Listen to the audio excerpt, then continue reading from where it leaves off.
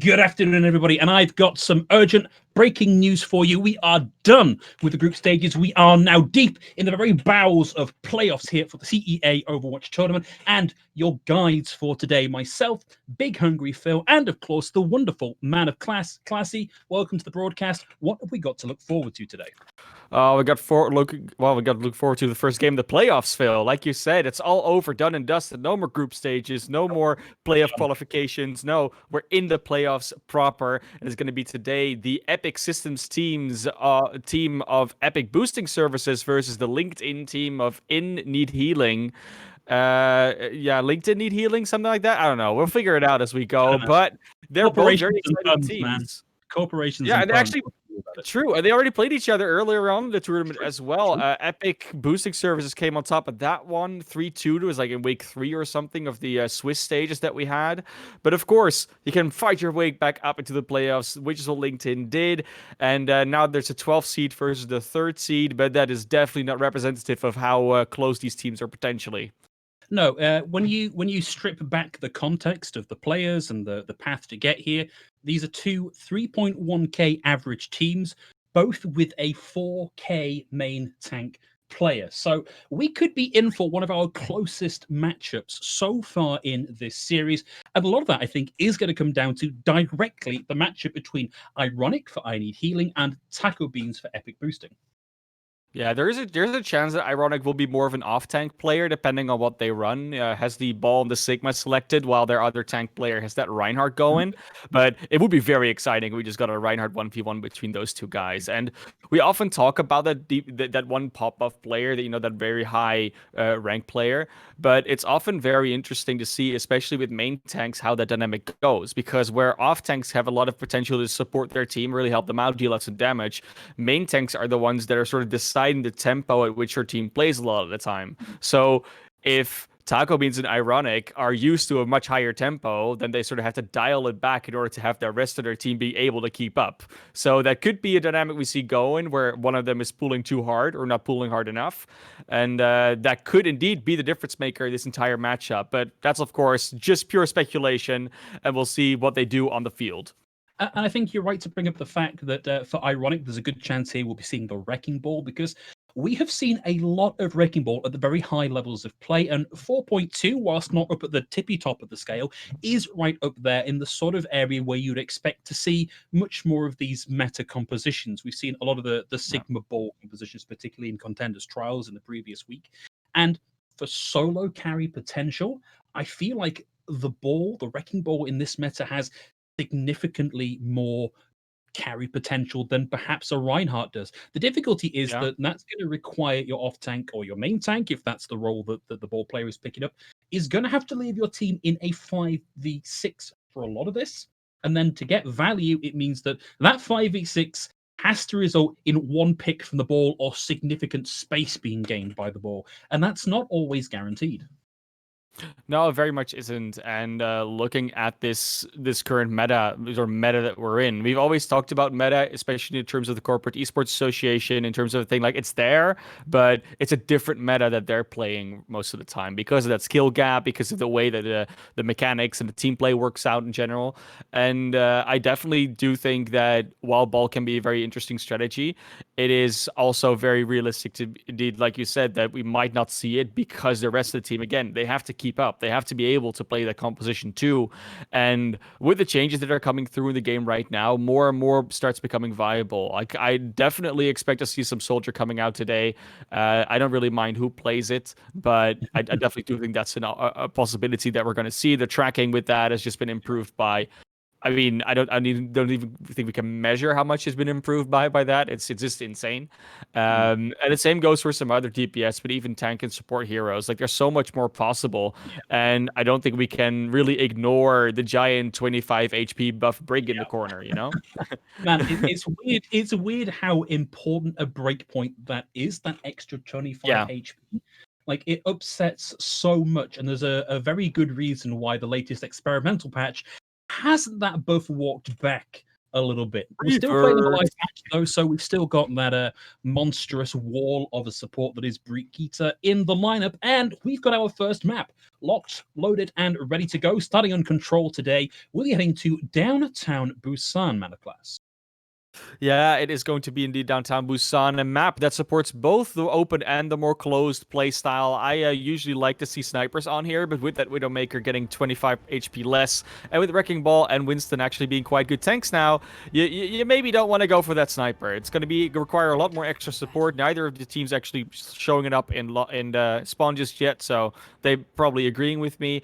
And honestly, I like that we're seeing something very different in the spawn so far. It's I wouldn't say it's refreshing because we've seen a lot of that in CEA, but it's definitely fun and also telling for the rest of the series which team has to swap off first. Well, it looks like we're not getting the ball out of Ironic here. Instead, going to be getting the Sigma, which another very impactful hero, but I think requires a little bit more support from the rest of the team. So let's see if Ironic has the chops to make this work on his own. A different approaches to the point for now, with eedHealing taking this approach through main and Epic Boosting rotating through the left-hand side. As Ironic leads the charge, he's able to get a couple of early shots in, and they catch Epic Boosting as they come away around the corner. Immortality Field's already been burnt here by Bardom, and Ironic is still looking for value here, and somehow Water Bottle goes over the side. It's a big boot from Tiger that deals with Borgullet, and now Ironic is free to get in and do some cleaning up here. Very decisive here from eedHealing, and Epic Boosting, a little bit unfortunate. You're talking about a dive composition with a Pharah versus anti-dive with the McCree. It's the double barrier that just does it for you because it's so much extra shields, extra protection. You see the immediate swap go over to the Ryan Zarya. They want to run through those shields and smack him in the face. That's exactly what Taco Beans and Borgullet are going to try and do. And of course, with that double play and that Reinhardt that we know can be so valuable, it's great. Already get the pick on the McCree. That's a lovely space for Pharah.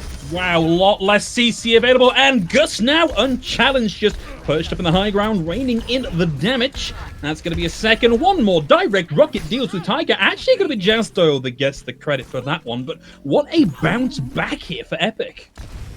Yeah, great swaps. I mean, honestly, those tanks just do so much more than a dive does because you give your Pharah space to work with in terms of putting your tanks in not so much in danger. The sustain is a bit better. And now when they're coming back in here on the side of Link to eedHealing, it's ooh, they're gonna get the barrage with the double, with the triple even from Gus, and then the single fire finds Noyesa as well. That is such good value. Heck, even surviving a barrage is good value. That was phenomenal. Yeah, if Gus doesn't go down there, that's already a win, even if you don't get any kills for it, but it definitely got some kills this time around. Now the ultimates are going to come online, though, on the other side. Finally going to have that Deadeye, the Graphitic Flux. Very curious to see what Ironic does with that. And the support ultimates most of all. Taiga a little bit away from that sound barrier, but they should be getting it up in time. And that Dragon Strike, it cannot be combined with a Graviton just yet. So I think they're going to be fine with that, but maybe we just get a vanilla one. Wow, lots of off-angle pressure here being provided by Kaiser. We'll see one pick go through. Guz getting it rezzed back up as well. And Kaiser still managing to hold on to the Dragon here for now. Can catch them as they make this rotation. Sees them coming in, has them all in wireframe. And Gus gets the opening pick once again. We're going to see the Gravitic Flux committed here by Ironic, but being one player down already and having not dealt with Kaiser means that that ultimate was ultimately on a hiding to nothing here. eedHealing are still in this fight for some reason. We're at 76% and rising for Epic, and eedHealing need to get out and make one more big push at the point. It looks like eedHealing are just trying to force an issue here that's not really possible, and I think they finally say, you know what, Ironic, not just because you have to touch the point, but because Wrecking Ball is actually decent at dealing with the high ground contest, we're going to swap out to Wrecking Ball Winston, but it's not enough. Man, that is unfortunate. Dan finally pulled the pin on the high noon, and Gus was waiting. We are getting lots thrown at this now. We've had the Blizzard, and there's a big anti currently on the points. But it's not going the way of Epic Boosting here. eedHealing managed to get in and get the flip. They lose Bottom at the back end of the fight, but as Tiger deals with Water Bottle, and as we see Taco Beans trapped by the wall, we get the point flip, and we get one more go at this for eedHealing. It's really finally the ability to split up the fight with that Winston and that Wrecking Ball to pull Epic boosting services out of just out of each other, just apart, that wins in that fight. Like they had to deal with Kaiser on the high ground. They finally get just build distraction to the tanks and the backline in order to get Kaiser singled out as well. And then they just take the fight win, take the point. And now they have to walk into this with only a Dragon Strike that's not doing much. Early DMAC and a nice hefty power driver from Ironic. He gets them the mines online, and a quick melee is going to deal with Borgullet as well. And Ironic with the swap over to the ball is really starting to do things here for eedHealing. Looking to deal with the Ana, but a sleep will buy her the space to get out of that one. Oh, such a good fight win, and now only 6% to go. Oh, you're already getting the kill on that Mercy. Water Polo out, Ironic showing their chops. And this is going to be a close one to get out. And no such luck there for Gus, and Kaiser's going to come back in on the Reaper. Able to find Daniel, and Borgullet finds Ironic as well. We get the Blizzard out from the house. Wasn't enough to really freeze and secure any kills, but as that runs down, as the amplification matrix and the sound barrier come online, we find things start to get a little bit too toasty here for Epic boosting services, and eedHealing, barring something phenomenal coming out here in the final few seconds, more than likely to be capturing this first point on Busan. High noon for good measure. Quick flick to the right deals with 2, and it's 99 to 100, but a point on the board for eedHealing. Very well done for eedHealing so far. I mean, they started off with that double barrier composition, which is super strong. It actually works quite well, but then they got overrun by that Rein Zarya because they just got waltzed over. That double barrier comp often needs a bit more time to get value out of it. And then especially because they couldn't really deal with that multi-angle pressure from Kaiser and Gus, it was just not going their way. But then as soon as they switch over to the dive, they turned that table completely onto Epic boosting services, forcing them to then switch over to a dive, and then the resource difference is just a bit too much. The preparation for this has been very good for both teams. There seem to be very flexible rosters, and that would be what we like to see. We might just go into a switcheroo matchup the entire night.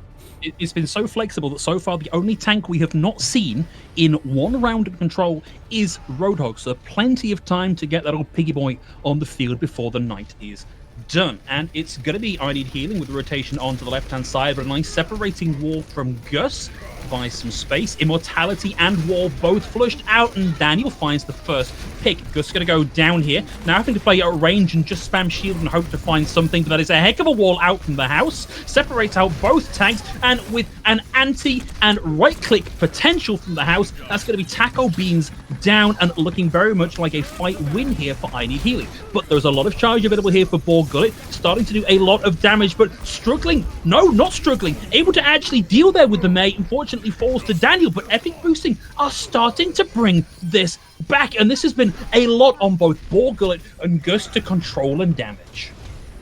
Yeah, and so far it really hasn't been necessarily the Taco Bean show. It's really the entire team that helps with it on the side of LinkedIn eedHealing. And I mean, I'm not saying that that's a bad thing. It's definitely a good thing, but I definitely would understand if we can see some more from Taco Beans later on, because right now it's really just a DPS show, honestly. It is, and Kaiser and Gus between them have been doing such a good job of just finding these opening frags and making the fight almost impossible to win from the get-go. And it's just going to buy them another 20% gain on the point here. Really, eedHealing need better rotations here. They can't keep getting caught out. This double barrier composition is always tricky to rotate with, especially if you run against a Lucio-based team. But they're not. They're running Lucio themselves, and ooh.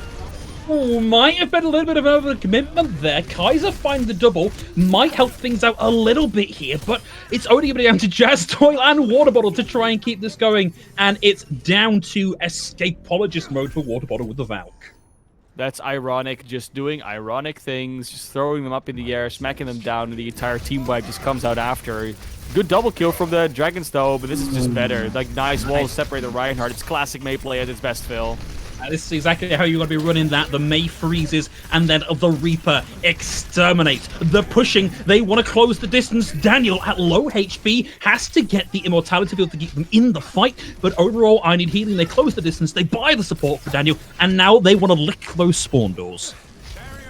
Yeah, I mean, of course, if you touch the spawn door and then able to get out alive, that's the ultimate achievement in a control map. And if you then don't win the map after, it's pretty scandalous. But for now, they're still down in percentage.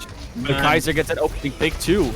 Gotta stop peeking Kaiser because he keeps finding head hitboxes, and Daniel's down. A clutch Blizzard out from both teams here, still a moment to chill and calm and relax and freeze out. But once we turn the temperature back up, a couple of hasty kicks here from the house. Gonna take Gus out of the fight, gonna take Water Bottle out of the fight, looking for a little more credit in the kill feed there, but it is still eedHealing, regardless of whether or not it's the house getting the picks. The frontline CC was so good right there for eedHealing. They had both the halt as well as the boop, and I think maybe even the accretion just working to just stop Taco Beans from charging out of that blizzard, and then got the kill on them. That makes such a big difference in that fight. And now they're able to spawn camp again with that implication matrix. And there's nowhere here for experience boosting to go! They ran out of the way of the immortality field. They were cooped up in the corner. The flux comes out, and now we've got the sound barrier from Tiger, allows them to come in and close the distance. Nano boost out now onto Taco Beans, but the wall and where they were playing means that almost all of that was gone. Daniel's down here. But with that supercharger on the field, there's real potential now for No Yesa to turn this fight. Ball Gullet's able to find one. Jace Doyle with the second. Ball Gullet still has this Graviton Surge online, and the kills are finally starting to crank up in the favor of Epic Boosting. They can get the kills here. Taco Beans with a long-range charge somehow sucks Daniel in and drops them back down again as the flip comes through. What a charger in the end, but it's definitely a good turnaround. That nano boost really made them back up on the side of eedHealing, and they just couldn't resist or stop that onslaught. Even with that Lucio, you know, you have that sound barrier to rotate away. They don't seem to have the superior rotations, which is very curious to me. It's a little bit strange. They just seem to keep banging their head against this wall. And again, it's Kaiser. They see the flux. Out comes the dragon. Immortality field still doing its work, but a little bit too late because it's already 3 picks on the board. And now eedHealing need to tag onto the point inside the next 3 ticks, or that's it. We go to a third one here. Ironic should be able to touch with that Wrecking Ball. It's probably going to go around the side and did in fact do so. It's what you expect from that Wrecking Ball to come out. And now it's getting a bit chaotic. We could see some picks come out, but no, they have control. Yeah, this is going to be the double blizzard. Sorry, just a single blizzard on the point. The house did get that out, but it was just too little too late. It was blizzard. It was into ice block. No follow-up damage. Everybody was dead. And as a result, Epic Boosting looking to take the second map here on Busan. And we go to a little mini tiebreaker situation. And that's what we like to see, getting close already between these teams. Like we said earlier in the season, they had a 3-2, and we could very well be in for a long one with this, especially if they can keep going back and forth like it. It wasn't really a 100-0 and then comeback situation. They both keep getting percentage, getting fights back and forth, and that's what you like to see. It's all about that adaptation. But the main thing we haven't really talked about so far that has been very consistent is that eedHealing is running that Lucio and that Baptiste, whereas Epic Boosting Services, they're running with the Ana and the Mercy, and they have been doing so for quite a while. And with the compositions they're running, I'm not saying it's wrong, but it's curious to see how they're playing around them, where the CC from Lucio is really helping out No Yesa and Ironic. And on the other side, you have, well, longer range and, of course, the fire support for Gus. So the logic is there. It's just curious to see that they both have such different philosophies of how to play this game. Again, Kaiser with the opening frag. eedHealing. Guys, you can't keep letting him get away with this. And it's a big ante. It's a bigger set of rockets. And Gus in with the 5k before the point even unlocks. You know what the harshest part is about that Hanzo getting pickoffs? It's that they have double barrier. Double barrier is that comp where everyone said, like, oh, you can't play snipers against this because you'll never have angles, ever. But Kaiser finds them regardless. Now they switch over to a Tracer on the house. Probably want to go for some backline shots and a complete tank swap up too. It's going to be mobility dive versus mobility dive. I like to see it. I feel like it's going to be a case of tying up attention and allowing Ironic to find picks on what could be a comfort pick for them. Gus has the barrage. Not going to need it. Bottom is down. Still holding on to it for now, can clear this point with ease should they need to. But in a surprising turn of events, a couple of picks coming through from eedHealing. It's not going to be enough for them to win out the point here. And so far good it deals with Tiger. That seems likely to be where that rolls over. A very good pushback from eedHealing, but Epic Boosting still in control. Big boosting. They've been on fire this round. We saw how that turned out last time though. Like, it's not a guarantee for anything, but it's definitely something they could see. Of course, Epic did win that last matchup, just to reiterate that. And they, of course, want to just repeat that issue. They are the third seed, so they want to make sure the 12th seed is not getting pulling one over on them. Looking for a big minefield to initiate here. Good coverage, actually gets in under the Winston bubble there and finds one pick already. It's now a 5v6. A couple of ults available for epic boosting, and we see this go to 5v5 as Bandam is down. Gus is struggling to find somewhere effective to put this barrage in. Only really needs to find the one pick. Daniel forced to use the hide in there just to reload, throws in the flash, finds the mercy, but has to bridge the distance of the pillar and will eventually track down Water Bottle. It's at 80, nearly 90%, and rising now for epic boosting. I Need Healing have the kills in their favor, but Taco Beans is dancing to the drum beat up on top of the high ground here and keeping this going just that little bit longer. If they can get this to 90-0, even if they flip here, it means they've only got to win one more fight and they win the map set. But for now, I Need Healing back in control of the drum. They are in control of the drum, but they do still keep some holes open in their composition that you're like, yeah, maybe that doesn't quite work. And the biggest one is Daniel on the McCree. It's such a static hero. It's so hard to really execute the strategy of, we'll surround them and go from different angles and just sow chaos, because McCree cannot really do that on his own. And he kind of doesn't really have the support with his squad. Oh yes, forced to use the Primal Rage there just to stay alive now. Looking to use that to find an isolation, able to find Joz Doyle, and as Bandon comes in with the Coalescence, that's going to be a 2-for-2 trade. It cost Gus the barrage here. Waterbottle's now got the space to bring Joz Doyle back into the fight, and Gus is still on the hunt for more of these delicious direct rockets. That's Tiger down here as well. It's not a clean fight for either of these teams just yet, but Epic Boosting starting to turn the corner on this one. They're going to have to self-destruct. House throws in the pulse bomb, not going to find anything there either. Minefield still lit to the point here, and despite all the kills that Epic Boosting are finding here, I Need Healing are still in control. Looking to get the flip going. We're 3/4 of the way to it. Flip back over to Epic Boosting, but I Need Healing are in this fight still. Sound barrier out from Tiger should buy a little more time for Ironic to get back into the fight and keep them going. It's going to be a big high noon. It's not going to go into that defense matrix, I'm afraid, my friend, as Borg Gullet eats the high noon and then runs Daniel down overwards, adding insult to injury. Epic back in, finding the reses, finding the kills, finding the point presence. Kaiser with another one takes the house out of the fight. We've got to be seeing the flip coming through here. We'll get the minefield out from Ironic, but it's not going to go that much further, I don't think, here for Epic Boosting. They just don't have the kills in there. Sorry, for I Need Healing, they don't have the kills in their favor. No, yes, they're down again, and Kaiser closing in on yet another dragon, and Ironic setting up the spin to win. But there's only so much spinning and only so much winning that a Wrecking Ball can do in the face of a sleep and a self-destruct. Gus with the primary fire finds Daniel. Radom goes down, and that is it. Overtime done, and a hard-fought Busan with Epic taking the win. Was an epic game, to say the least. And I mean, there's a few storylines here that we can always look at, right? But I think a lot of this is just coming down to that DPS matchup, where the tanks, they were performing well enough on either side. Definitely do think so. I actually think Ironic and Oyesa in a lot of cases were outperforming Taco Beans and Borgullet.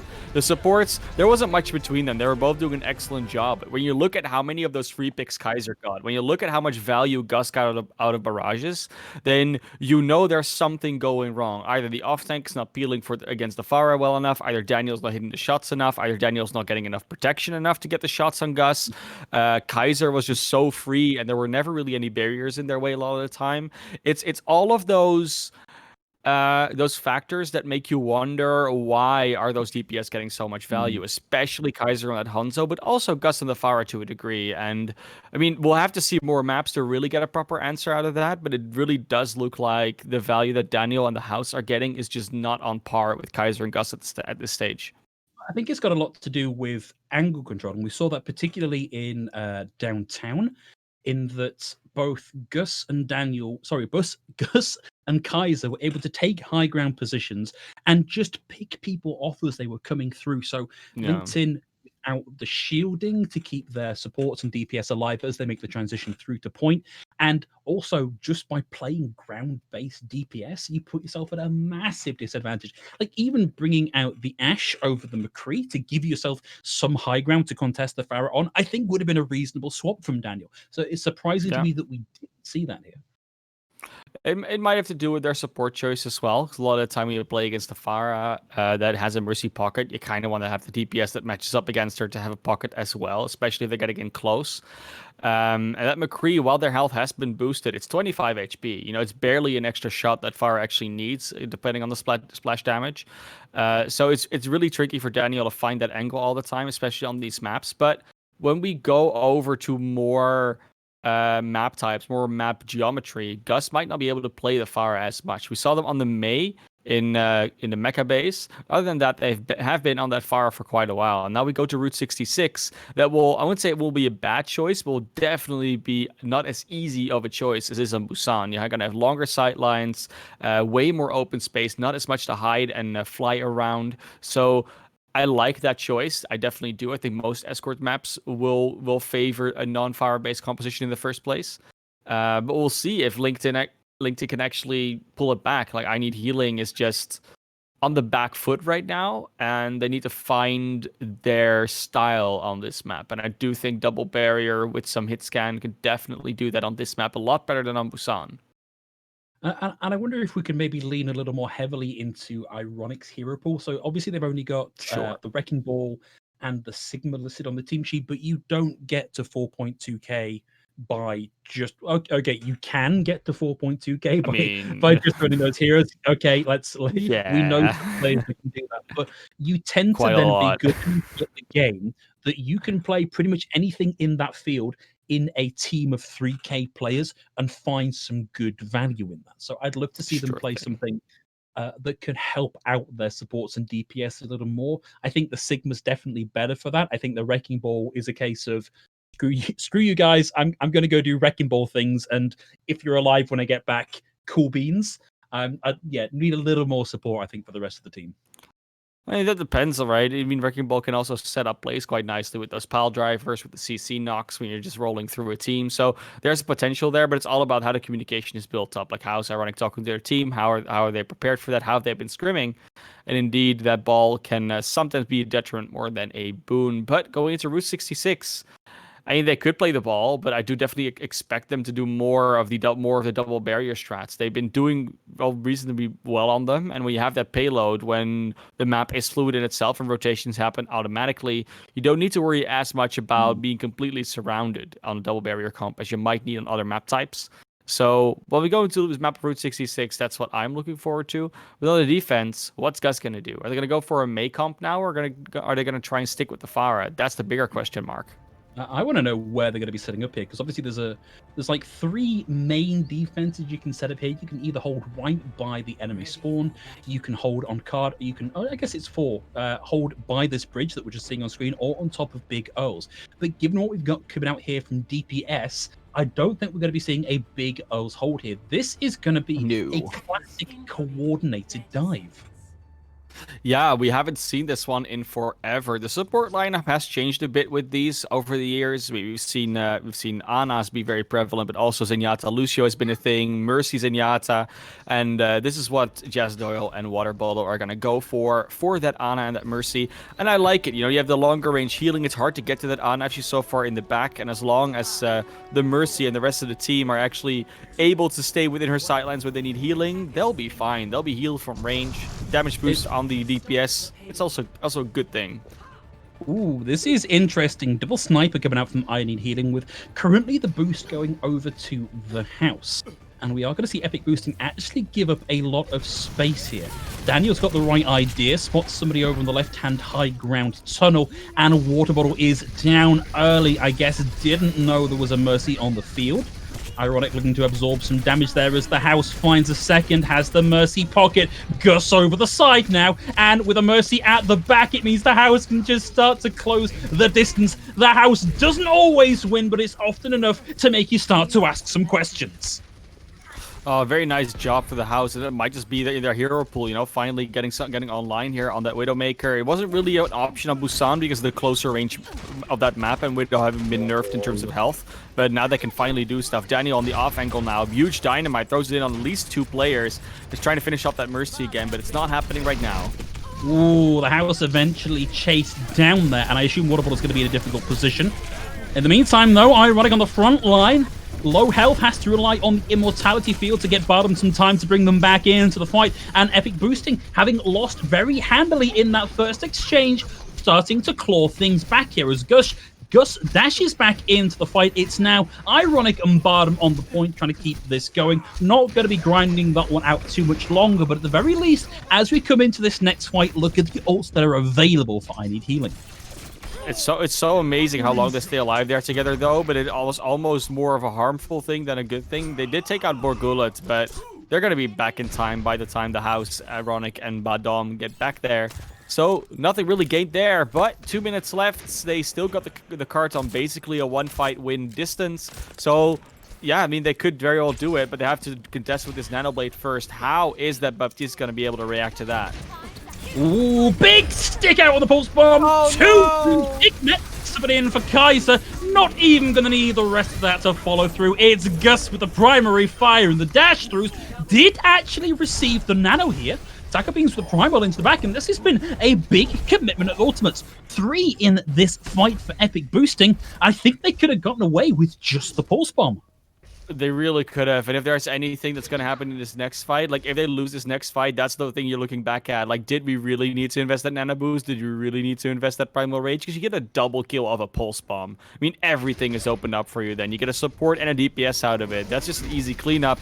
And they had to use so much, or they used so much to get that going in the first place. Now, Gus still has that blade. It can still find value, but it's a lot harder with the Immortality field in the way, but Dom still has it.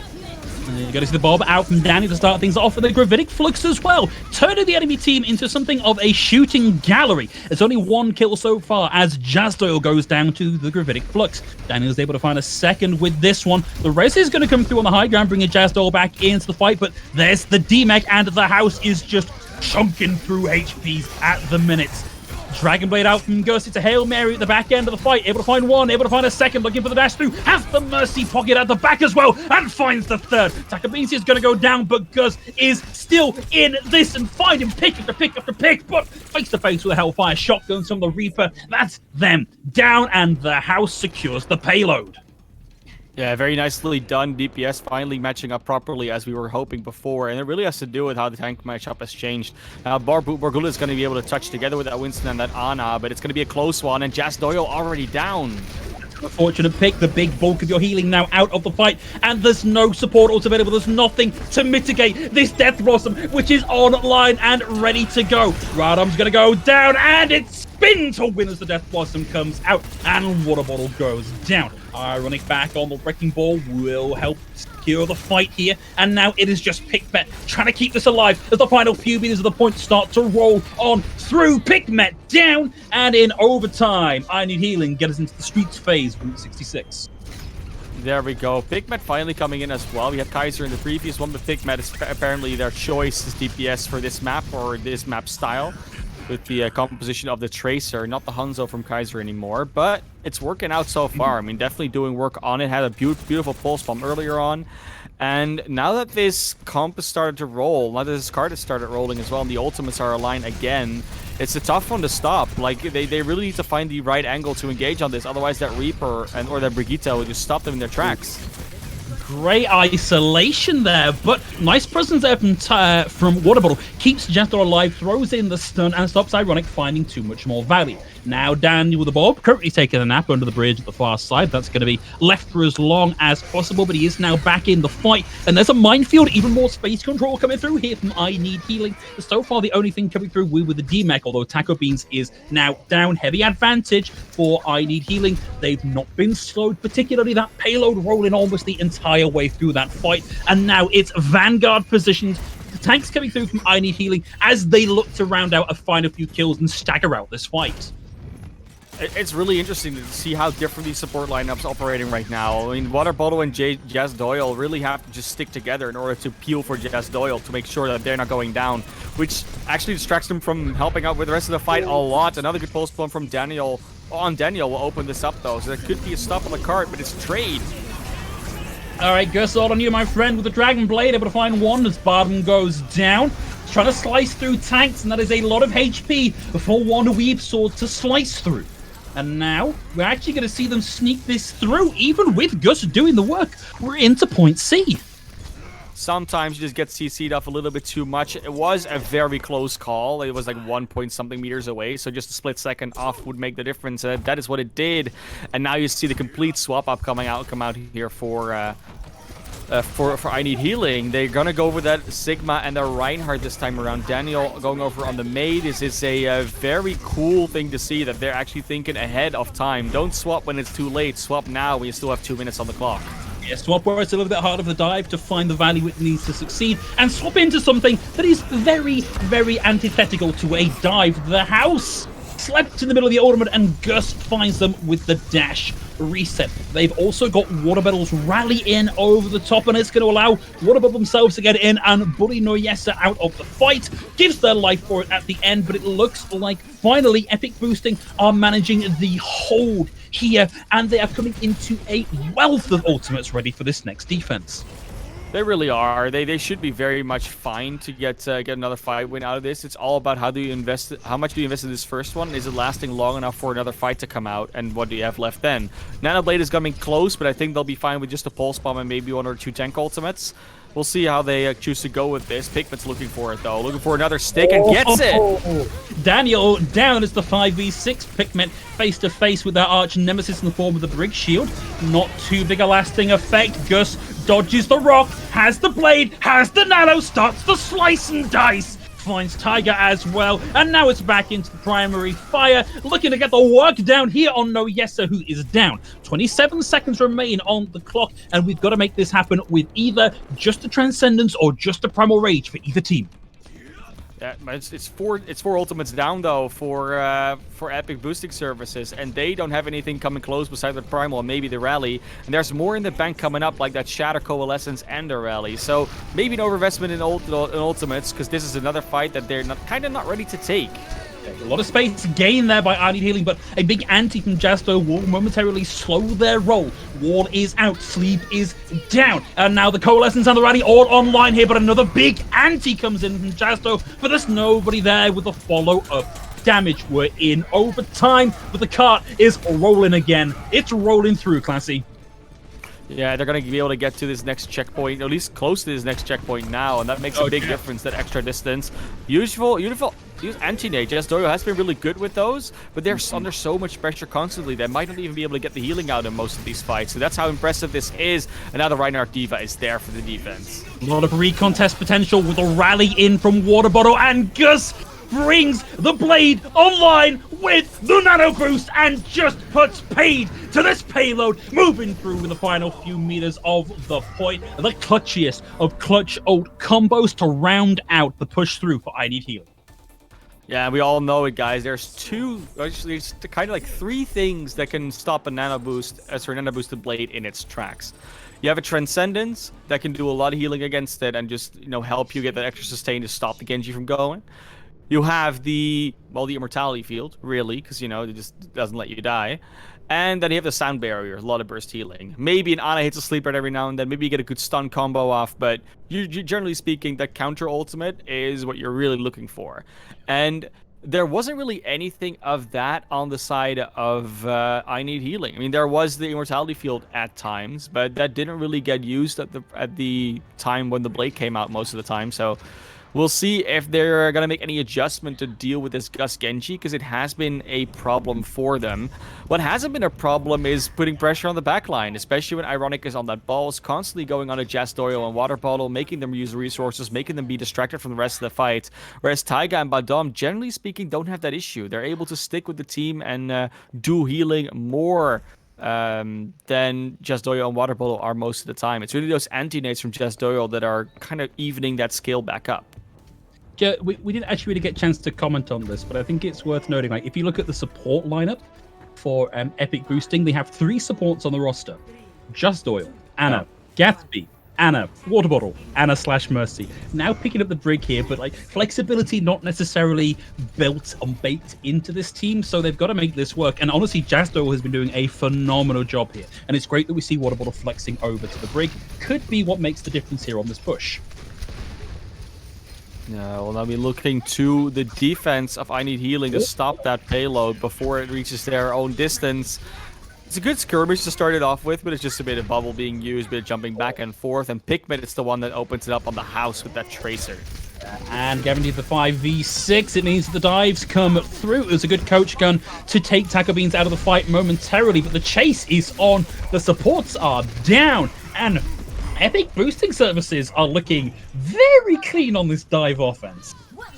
And the House and Daniel have still been struggling. They did very well at the beginning of that last attack, but they have been struggling to get as much value as Gus and Pikmin are, especially with these ultimates. If you look how much value those Pulse Bombs and those Dragon Blades are getting right now versus the High Noons, the Bobs, the Death Blossoms, the Blizzards of the House and Daniel, it's just insane. It's all about the timing when you use them, of course, but still. Ooh, Taco Beans in trouble, has to use the Primal Rage just to get themselves out of that sticky situation. 1-for-1 traders, Taco Beans dives back in onto the point and starts to juggle in a small natural box. 3 kills on the board for Epic boosting. One's going to go down to the minefield here from Ironic, but the damage has been done. The back has been broken here, and unless Ironic can start to find a few more picks here, which isn't going to happen because Ironic is now out of the fight, and it was momentarily looking so good, but Epic boosting just find the mileage to make this work, and it's now the House alone keeping this contested. No, the Moira attacks back in. Tiger still here, buying some space to bring members of the team back into the fight and keep going. Water Bottle has the rally online and is desperately chasing down Ironic. Lands the stun. Gus gets in with a dash melee combo and takes Daniel out of the fight, and Water Bottle is being a one-man front line here for the team. Yeah, and I really must say, though, the House switching over to the McCree instead of having that Tracer 1v1 going is a big sign of how well Pikmin is doing as opposed to the House. I'm not saying that the House is a bad player. They definitely are, and we saw them hit some beautiful shots on that Widowmaker, but that's kind of where we're at. The Tracer of Pikmin is just sort of the dominating factor over the House.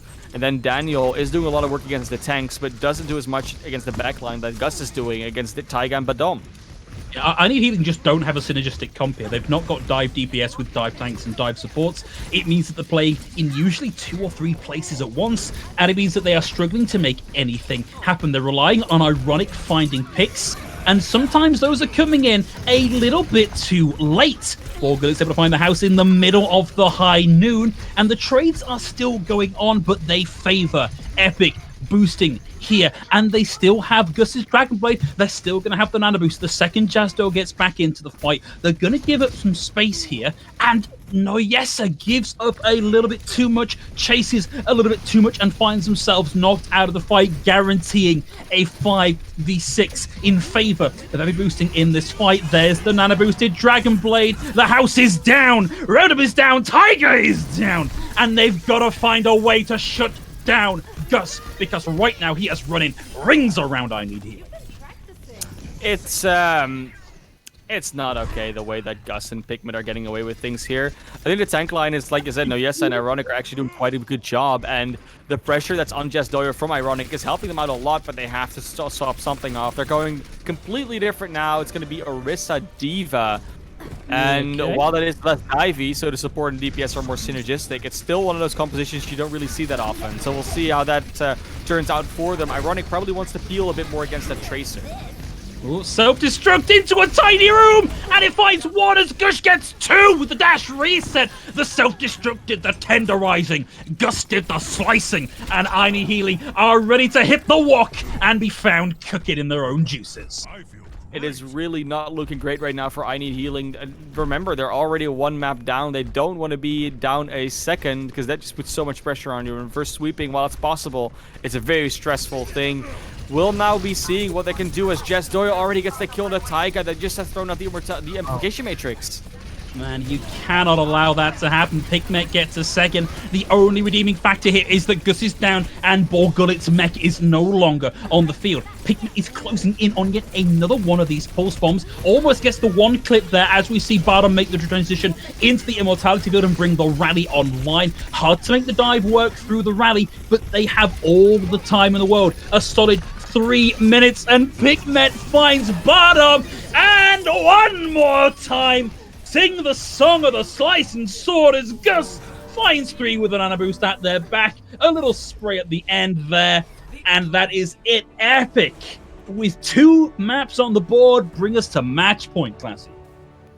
It's funny, right? Because we are talking about that tank difference at the beginning of the game, but the tank difference has nothing to do with Nope. this. This is all about how much value those DPS are finding, especially with those ultimates. But even in the vanilla play, it's Gus and Pikmin that just find kills with every single ultimate they have. If it's 1, 2, 3, or 4, maybe even 5 sometimes, it's insane. It's insane how much more value they're getting. And you can see what eedHealing are trying to do. They're trying to win on vanilla. So just running into the enemy team with a Reaper, or with a Mei, with a McCree, and just tearing apart that front line. But they're not even executing that in the way that you want to. You know, they're executing that in a way where they're still trying to go for the back line and the front line and the DPS at the same time. So while their composition can actually work and their playstyle can work, they do need to understand what they want to do. And it doesn't seem like they're on the same page the entire time.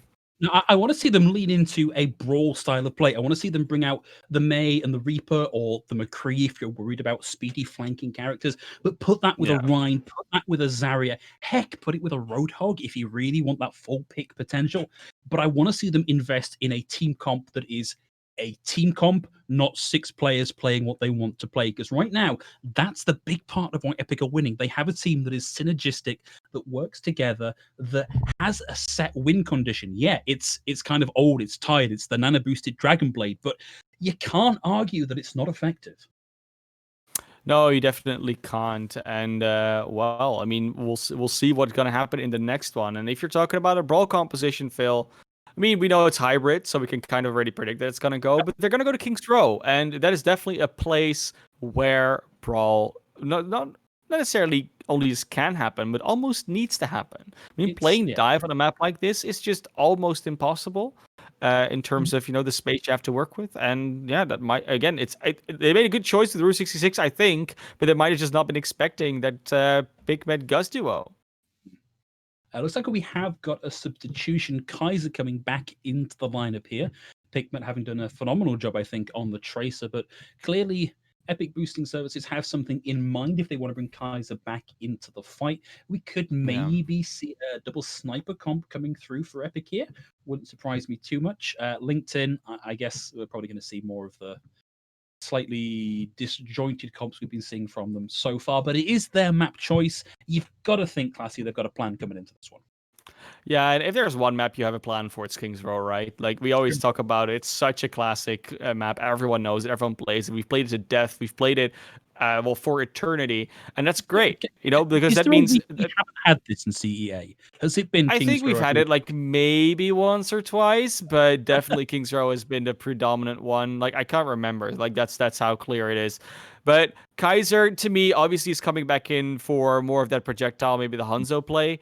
Pikmet seems to be a very confident Tracer player, but we haven't really seen them do much else. And according to their team sheet, there isn't much else. So, good Tracer player. And Tracer, not the greatest hero in King's Row. Even though it's her home map, it's kind of, ironic how then she doesn't get to really play a lot on this one.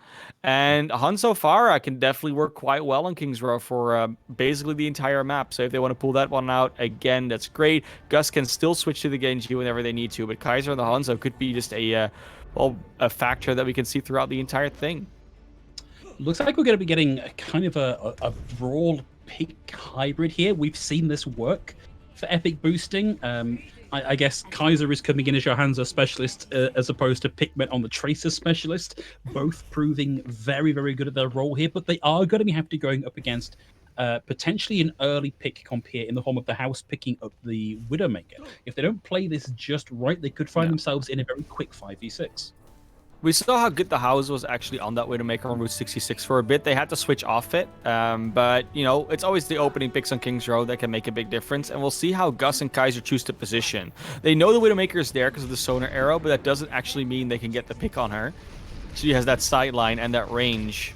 She's looking for it, but Kaiser is challenging it. Danny on the soldier. Finally, the pick's coming out. We hadn't seen it all night, but it's here, Phil. We finally got him. Finally locking the legs as we hit Route 66. rotation through Hotel here for I Need Healing gives them effectively the defensive position, but now both Reinhardts are out of the picture, and Radham's able to find Gus, but it is still trade for trade here. Ironic, having now picked up the Zarya and having hit nearly 100 charge, is starting to really turn the tables here. Daniel finds Borgullet as Ironic makes the rotation onto point. Daniel slept, and Jazz Doyle making a slippery escape out the back passages of King's Row. 1 tick on the board already for I Need Healing, and Epic Boosting looking to get into a position to make the recontest. 2 ticks down, they've got to get in and start this going. Taco Beans just tags on to the point at the last second, but they die, and that is it. A very quick cap here for I Need Healing. Yeah, you see how slippery Jazz Doyle is, by the way? Can we just touch on that? Like, Jazz Doyle has been able to anti-pressure so much. The sleep darts, the anti-nades, they've been so good. And that's the reason why we have them on the Ana. I mean, there might have 3 Ana players, but Jazz Doyle might just be the best one for this reason. Like, still alive. There was a huge anti-nade in. Like, it's those type of things. But they're going super aggro now, Phil. They want to buy space. They want to get some confidence. Give me a 100 charge Zarya and a team at my back, and I will gush for days and days about the space that is being taken here. But they are now opting to back out a little bit and retake control of the card, as Epic Boosting Services are now back at full strength and ready to go. Gus is making the swap over onto the Doomfist, and I'm wondering where this Nano Boost is going to go. Kaiser has the grab, sorry, Ironic has the grab, Kaiser has the Dragon, but different teams not getting the combo through here. But Gus and Kaiser, one more time, find the picks they need to break the back of the beast that is I Need Healing on their push through. Gus finds Daniel, still has abilities, finds the punch, gets the connect, won't find the wall, and Badom just escapes with the sliver of health they needed to survive. I don't know, that bubble might have actually saved their life in spawn. Like, it's a really weird bubble to do, but yeah, I mean, Ironic has been outperforming Borgullet on that Zarya, though, and that's a trend that we can see that throughout the entire map. Then they might finally put Ironic in that place where they can actually carry. This is a team composition and a map where Zaryas can have such a major impact as opposed to the other places we've seen them fight so far.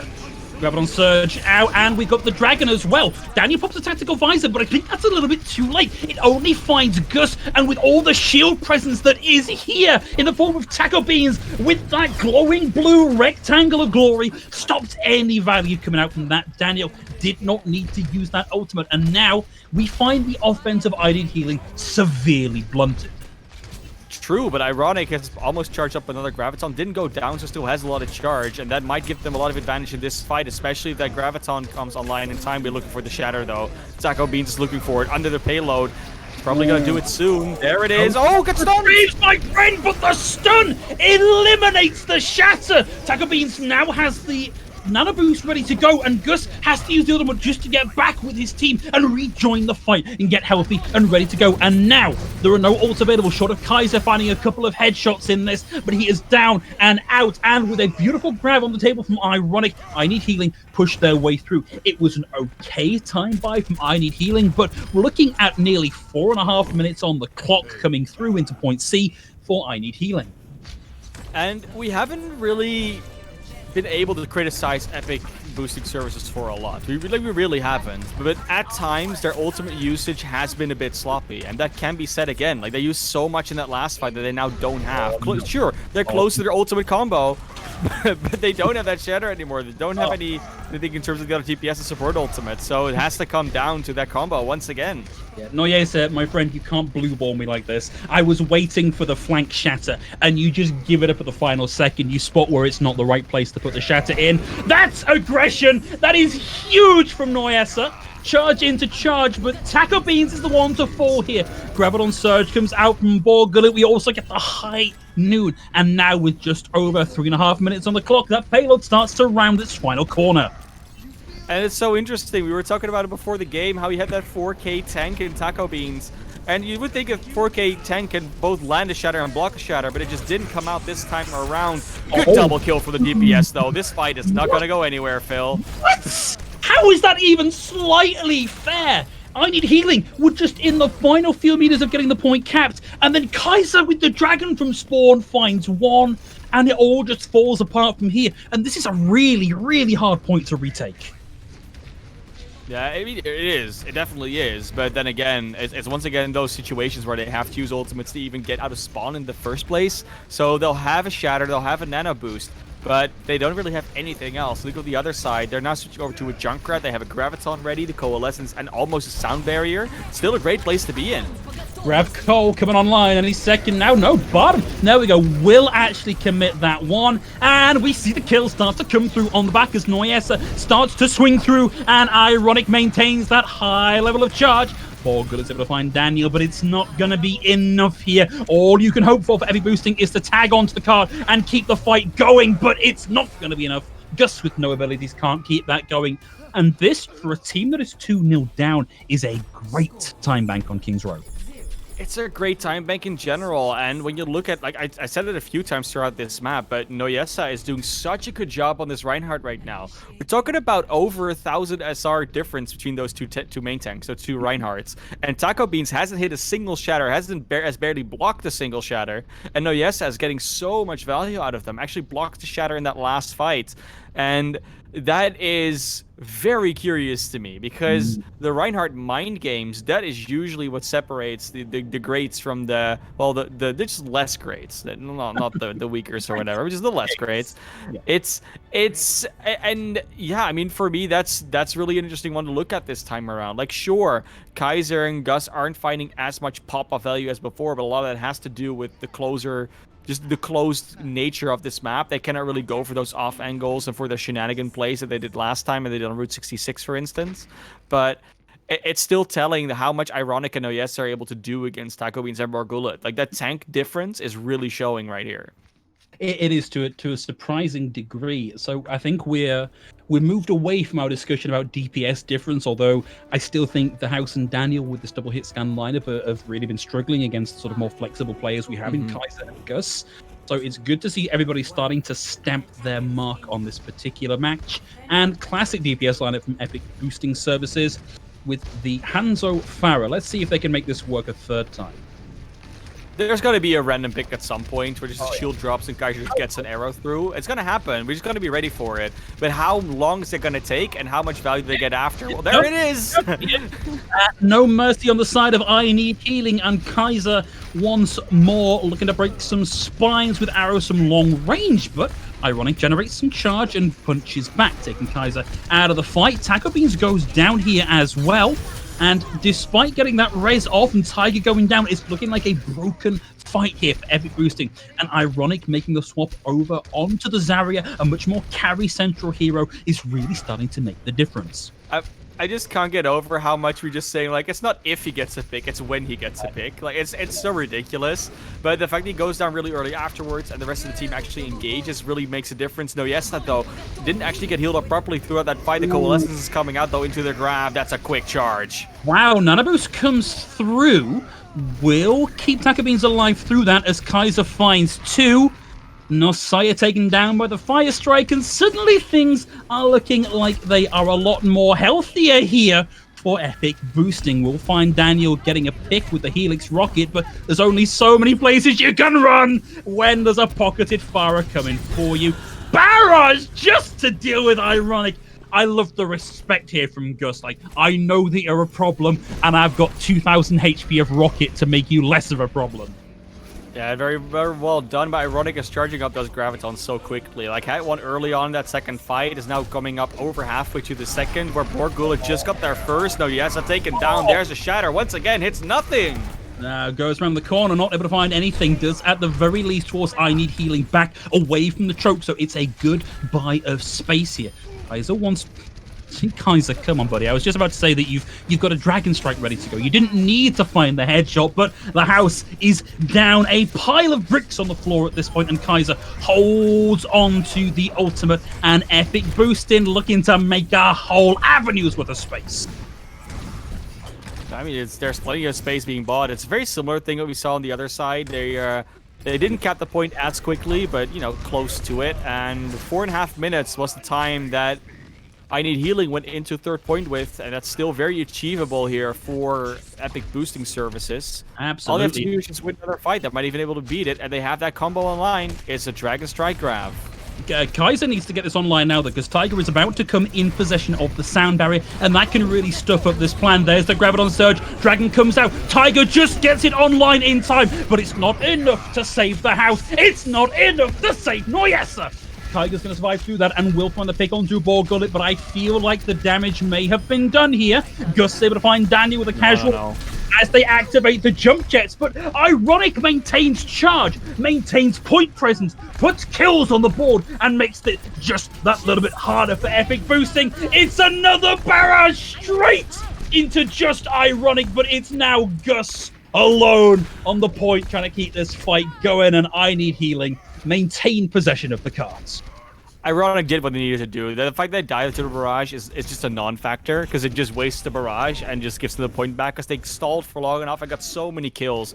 As long as Ironic is alive in this game, anything can happen. They're doing such an amazing job on the Zarya right now. And Gus switching over to the Genji. They're saying, you know what, that Far is not doing it anymore. We're going to go for those Nano Blades because that's apparently the only way we can win these games. Well, of course, the Nano is already online. Do you really want to hold this at the start of the fight and wait for the Nano boost, wait for the Blade to come online? Well, we're not going to see them given the option here. Nice big charge out from Taco Beans, but it's not going to be enough, and they will get worked down by the melee here. Gus is able to jump out, but can't get far enough away to make it count. But still, in one fight, he got nearly 40% of the ultimate. There's an option here to get this really quick and just win a team fight easy peasy. There is, but I don't think you're charging ultimates quicker than Ironic is at this stage. You're just lapping Borgullet over and over and over again. It's becoming a bit of a problem, and finally that 4K tank is starting to show. It's yeah, more than the Reinhardt is so far, at least on Taco's side. So we'll see if that keeps continuing in this map. So far, it does look like it, and they're already down in time right now. Like, I don't think they can even beat that time bank anymore. Well, ooh, this is an interesting rotation. It doesn't come through, and we see the house find one with a higher noon before getting hit with a dragon. But honestly, what a combo, what a play from eedHealing. This team still has some unction left. And we always talk about checking your corners. I don't even think there was an opportunity to check your corners in time for that. The speed boost from Ty got into that with Daniel on the house behind it too. It was just insane. It's insane how well executed that was, well communicated. And now we're going to look at what can that sound barrier do? Can it come on time before the blade is? And it looks like it might just. Gus needs a big dash through here. He's only 10% away, but no, Tiger has actually made this happen. Tiger now has a sound barrier online. It is very, very difficult to make this ult combo work through the sound barrier. Gus just has not been quick enough. Daniel caught around the corner with the tactical visor, finds water bottle. Gus able to find him with that one. Sound barrier still online as Gus brings out the nano boosted Dragon Blade. But it's not going to be enough. The sound barrier is here. All that damage is mitigated. They found a couple of kills here. Gus able to find Noyesa, but we've got 30 seconds left on the clock, ManofClass. We've got one more fight here, and Epic Boosting don't have anything to play with. They really don't. I mean, they'll have a Graviton and a Dragon, so not completely nothing, but there's a Graviton on the other side. They might just be locked up and taken out themselves before anything happens, and Ironic still has charge. He can do the damage. So, Badom with the Coalescence into the Graph could just be just as good as a combo as Borgullet and Kaiser can make, and they don't even have it online yet. It drops the glowing ball of what even is physics anymore in the middle of Epic Boosting, and the kills come through in spades. 3 already on the board, and Epic Boosting, my friends, you can try and keep this point alive that little bit longer, but there are too many opponents in your path. Let's ring the team kill bell as eedHealing put their first point of the evening on the board. Yeah, the only hope that Epic Boosting Services had there is playing it a little bit slow, get that combo online, but they just couldn't because the combo was already there for Ironic and Badom. That Coalescence Graviton was great, and Ironic had just been popping the entire time. Look at that. Beautiful grab into the rest of their team, gets the right clicks in, the left clicks, and they just almost get a team wipe straight away. That's what you like to see from Zarya on King's Row, and Ironic knows how to play it. So we'll see if that's going to keep on going for the future maps. Of course, now we don't have a 3-0 sweep anymore, Phil. It's already a 2-1, but every map from now on, as much as this one was, is going to be a match point for Epic Boosting Services still. So we'll see where they're taking it as we go to Assault for map 4. That's right, we are heading into map 4, but before we dive into that one, we are going to take a very short break and give our players a chance to flex their wrists and grab a drink of water, and we'll be back in just a couple of minutes.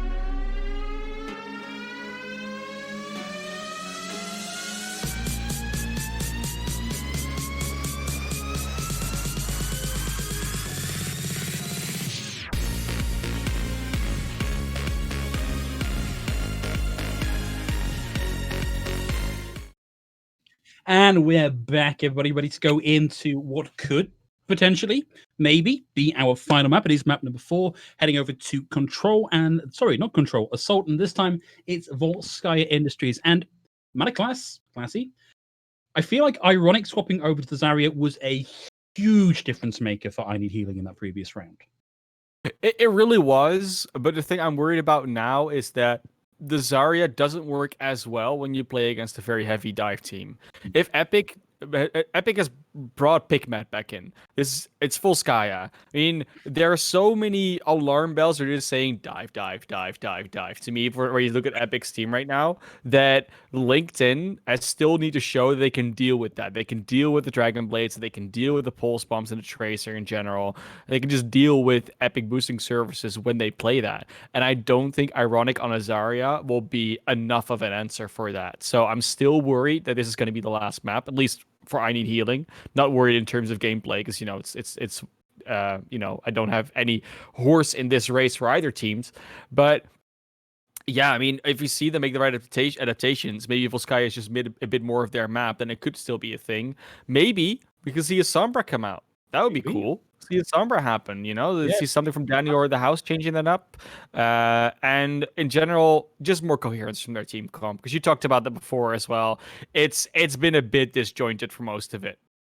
And where they were able to go to King's Row and sort of force that more broadly style that plays in the very narrow streets of King's Row very synergistically, they were looking really, really good. But as you rightly say, they're playing into a dive team in a map where a dive defense is maybe not always the flavor of the month, but certainly very, very possible.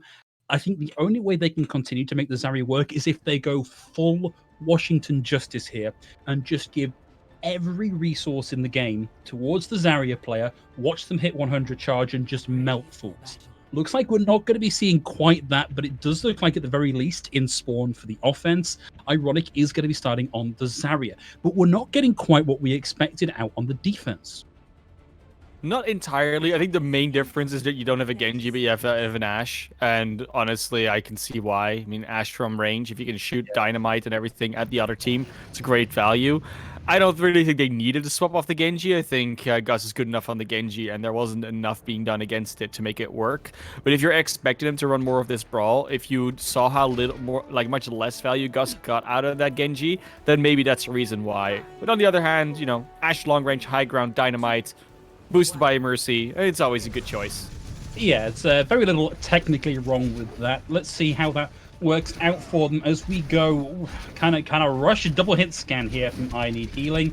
It's going to be on Ironic to do a lot of the opening damage in this one, but we see them backing out for now as the Winston level comes out from Taco Beans and slightly stops off their offense. Good high ground hold here early from Epic Boosting, playing where they really can't be heavily contested, but it is just going to allow I Need Healing to start to move very quickly, very certainly onto point. Ironic takes a little damage on the way through, and Taco Beans deals with Bottom, and with the wind of the Moira, the wind in your sails that is the boat of I Need Healing taken away from you for now, they find themselves foundering in the water somewhat. Yes, they'll be back fairly quickly with the fade, and they're actually not going for the full reset here. They're opting just to give over a small amount of space and start to push back in. You can just see Bottom coming in on the back, but the house is down. By the time Bottom was ready to join the fight, they'd already lost somebody here. Daniel's currently taking a nap somewhere, but that's got to be the hold here for Epic Boosting. And Pigment already 76% of the way to an ultimate as I Need Healing just get picked apart pixel by pixel as they path towards the point. Yeah, it's been a slow push so far, and they really need to make sure their DPS can actually get back to the team because Pigment's looking for it, but does take a headshot, so has to be a bit more careful there. Gus looking for that range shot, but they don't really have a good angle on this entire team right now. Daniel gets in. I think the house is in as well. It's a full 6, but Pigment's looking for the pulse bomb. Pigment says, be very quiet, I'm hunting I Need Healing, has the Pulse Bomb, and now they've also got to deal with an nano-boosted Winston at the front edge of the fight.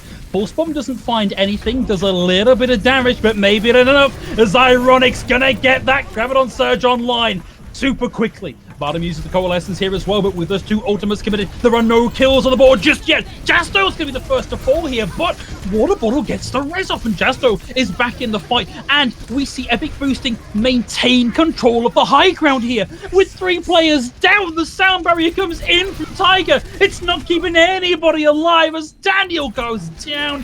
And Epic Boosting look to keep control of the point. Ironic still in this, bravely battling away, has the energy to start to find the picks, dodges the sleep, but at 18 HP and now down to 0. That's as far as they're going. 1 minute 30 on the clock, Classy, and nothing gained here for any team.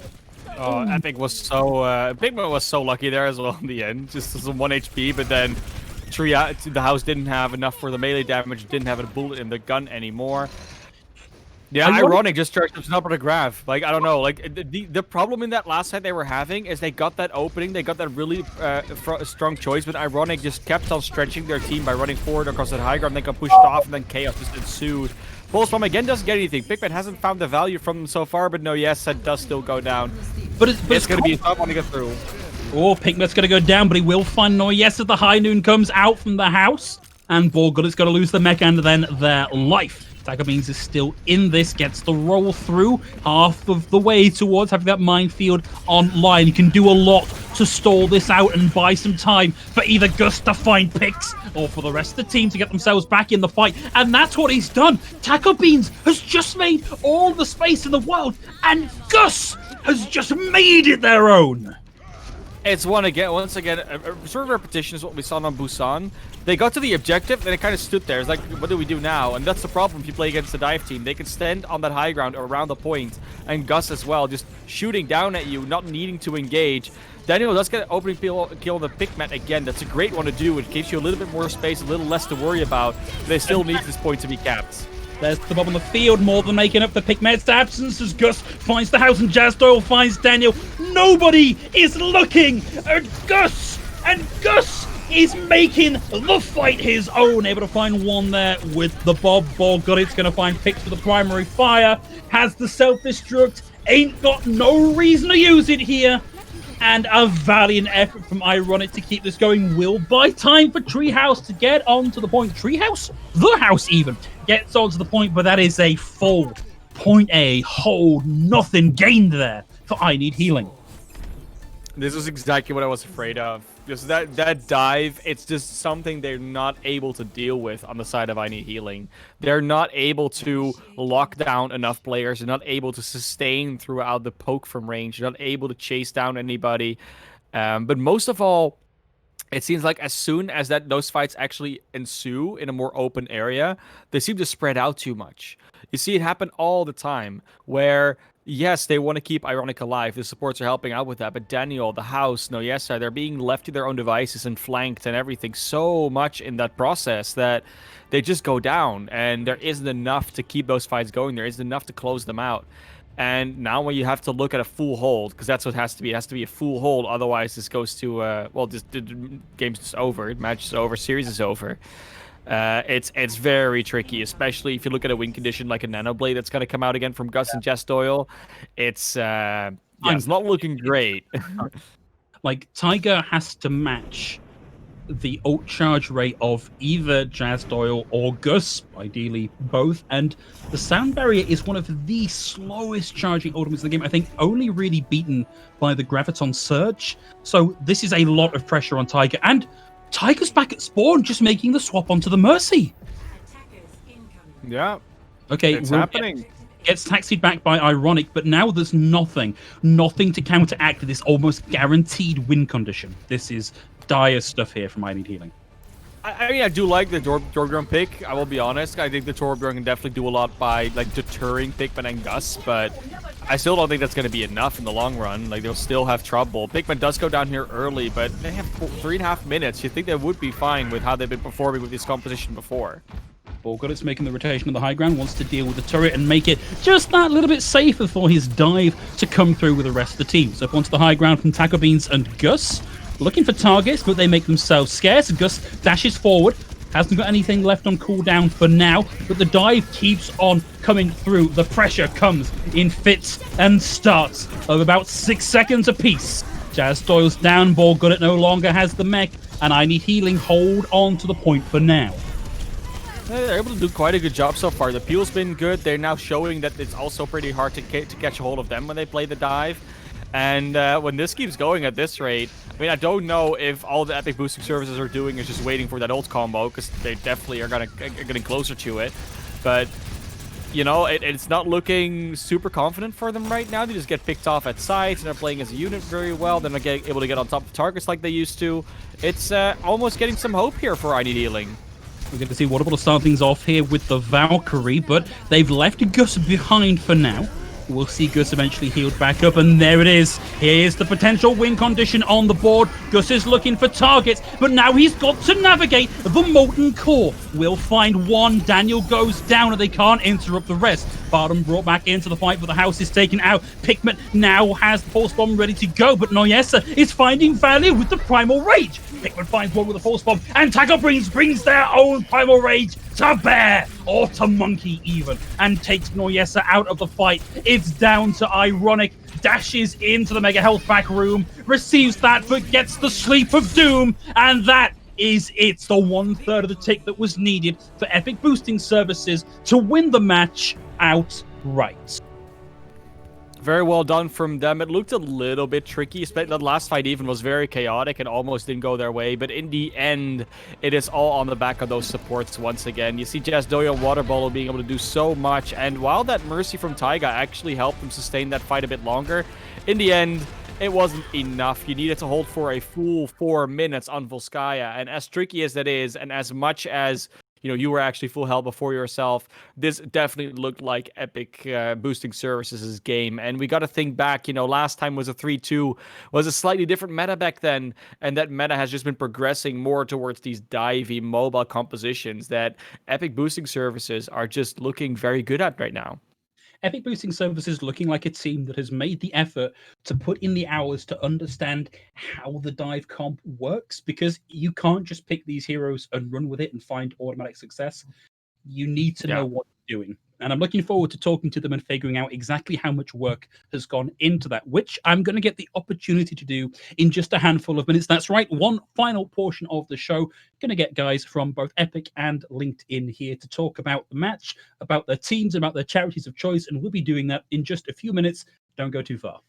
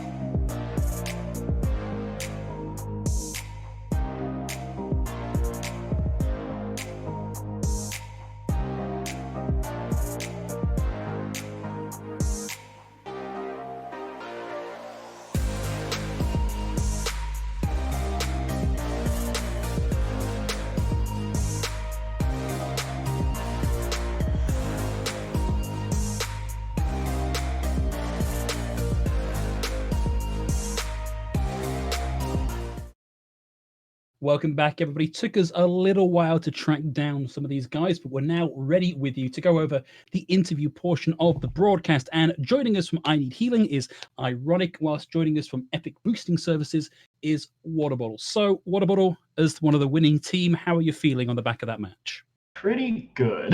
We were pretty nervous about this. We played LinkedIn earlier in the season and went 3-2, and it was definitely a very close match. Probably one of the best matches we had. So definitely pretty nervous, especially against you, Ironic. Our team definitely felt the pressure there. So and to pass that back over to Ironic, obviously you guys couldn't quite pull out the win here, but a very, very strong showing on King's Row. How are you feeling now at the end of your CEA tournament run? It was a journey, but I'm happy to go through it all. I mean, everybody on our team is, they're really into it, and this match definitely was a hard fought match. I'm glad we took King's Row how we did, and it definitely gave us a little pep. First map, I think we definitely wanted that one, the Koth that went 2-1. So yeah, we almost took this one to 5 matches like before, but yeah, it was really close. But we're a little disheartened, but it was fun, good experience. Well, yeah, you put up a heck of a show. It's probably been one of the more fun matches we've had to cast, and we've had some very, very fun matches, wouldn't you say, Classy? Yeah, I mean, it's just been such a good match, really enjoyable to watch. The maps were all, almost all of them were incredibly close. But yeah, I mean, the main thing we were looking to in this entire game, where Phil and me were talking about a lot, is just the difference in playstyle, what you guys wanted to run. That's more a question for you, Ironic. Do you feel you guys were kind of pushed into a bit of a different corner than you wanted to play in? Yeah, so we came out, we wanted to play Brawl, and we started off with double shield Brawl.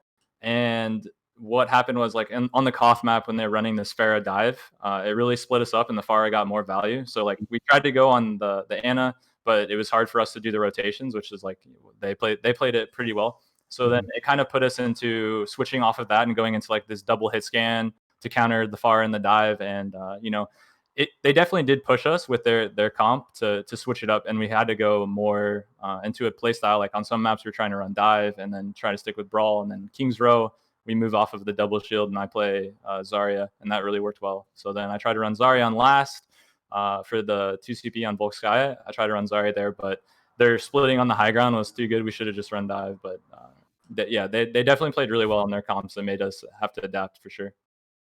And I think as part of a follow-up question to that, Waterbottle, we were looking at your team and thinking, this is a team that looks like they have done a lot of preparation to run specifically a couple of different variations of dive. How much preparation work has gone into this? Quite a bit, I'd say. In general, we definitely practice at least once a week or so. But yeah, I mean, in general, we practice our dive comp just mainly because our main tank does not want to play Reinhardt. He doesn't really enjoy having to get abused like that. So he loves playing the Winston, so that's kind of why we stick with dive. We have a Tracer player, obviously Pigmet is killing it, and yeah, I feel like we feel pretty comfortable with that comp. I definitely feel most comfortable on Mercy, so kind of stick with the Pharmacy whenever we can, especially if we feel like we can take advantage of it, which we kind of felt like the Pharmacy definitely put LinkedIn in kind of an uncomfortable spot, so that really helped us out, I think. Sure looked like it. And of course, you guys now are moving on in the tournament. It's a single elimination, so unfortunately we do have to say goodbye to eedHealing today. But eedHealing has been supporting a charity throughout this entire thing that we haven't really heard much about.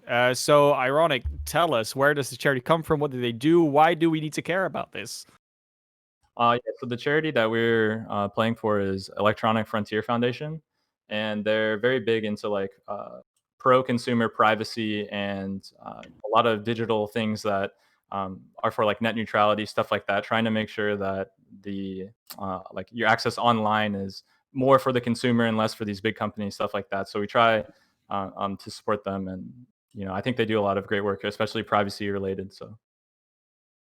That's really Sounds very interesting indeed. I hadn't personally not heard of it, so it's really cool to see that actually an organization like that exists, and that lobbies to keep our freedoms. Make sure that we don't get taken over.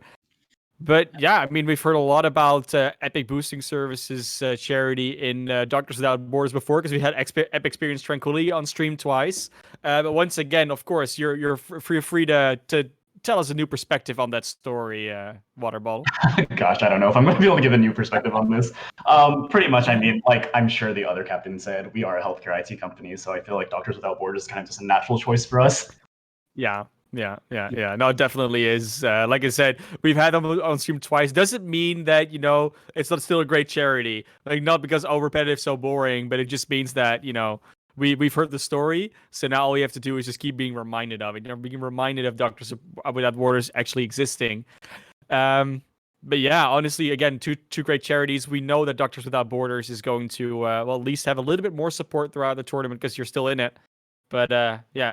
Electronic Systems Frontier or Electronic Frontier Foundation. I'm sorry, saying it right. Also, I was also happy that they got the little bit of time to shine on the stream now, so people are aware of it.